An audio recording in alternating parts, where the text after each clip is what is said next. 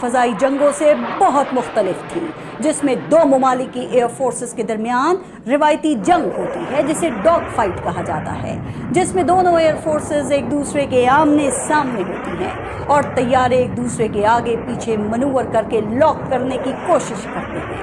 اس قسم کے مناظر آپ نے ٹام کروز کی ٹاپ گن یا مختلف پاکستانی اور بھارتی فلموں میں دیکھے ہوں گے، لیکن اس جنگ میں کسی ایئر فورس نے ایک دوسرے کی سرحد کو پار نہیں کیا تھا، بلکہ اپنی سرحد کے اندر سے ہی اسٹینڈ آف ویپنز یا بیونڈ ویژول رینج یا BVR میزائلوں سے نشانہ بنانا تھا۔ یعنی دونوں ممالک کے پائلٹس کو دشمن جہاز دکھائی نہیں دے رہے تھے، وہ صرف ریڈار پر نقطوں کی صورت میں ہی نظر آ رہے تھے۔ پاکستان کے جیٹ اینڈ سی طیاروں میں چین کا جدید ترین ریڈار سے لیس میزائل PL-15 نصب تھا، جس کی عمومی رینج 200 کلومیٹر تھی۔ یہ طیارے سابق وزیر اعظم عمران خان کے دور حکومت میں PAF میں انڈکٹ کیے گئے تھے، جبکہ رفال طیاروں پر تقریباً اتنی ہی رینج کا میٹیور میزائل نصب تھا۔ ہر سمت سے طیارے خطرناک موڑ لیتے ہوئے نظر آ رہے تھے، فضا میں دھماکوں کی گونج، انجنوں کی چیخ اور ریڈیو پر مختصر مگر فیصلہ کن احکامات، یہ سب مل کر ایک ایسا منظر بنا رہے تھے جسے تاریخ کبھی فراموش نہیں کرے گی۔ پاکستانی پائلٹ صرف تعداد میں کم تھے، لیکن ہر لمحہ برتری بھی حاصل کر رہے تھے۔ یہ صرف دشمن کو ہدف بنانے کا مارکا نہیں تھا، بلکہ ٹیکنالوجی، تربیت، تیز رد عمل اور ملک کی بقا کا مارکا تھا۔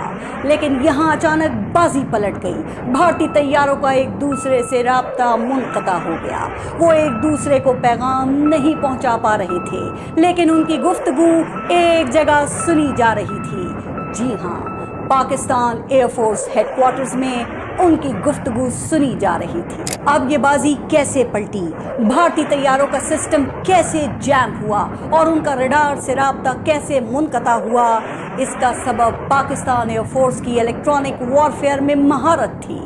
جی ہاں، 2019 میں انڈین ایئر فورس کی دراندازی کے بعد اور پاکستان کی جوابی کارروائی، جس میں انڈین پائلٹ ابھینندن گرفتار ہوا تھا، پاکستان ایئر فورس نے سبق سیکھا تھا کہ اب فضائی جنگ روایتی جنگ نہیں ہے۔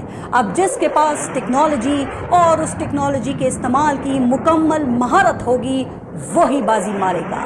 اس مقصد کے لیے پاکستان ایئر فورس نے الیکٹرانک وارفیئر اور زمینی، بحری اور فضائی نظام کو مکمل انٹیگریٹ کرنے کے ایکو سسٹم پر کام شروع کر دیا تھا۔ پاکستان اور چین کی فضائیہ نے اس مقصد کے لیے 5 سال جان توڑ محنت اور سخت مشقیں کی تھیں۔